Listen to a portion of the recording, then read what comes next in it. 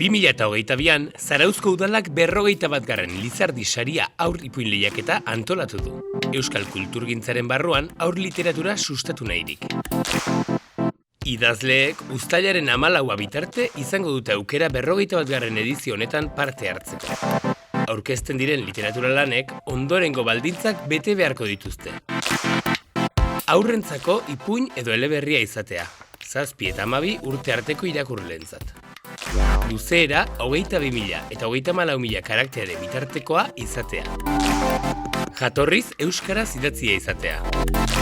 Obrak originalak, argitaragabeak eta beste lehiaketetan saritu gabeak izatea.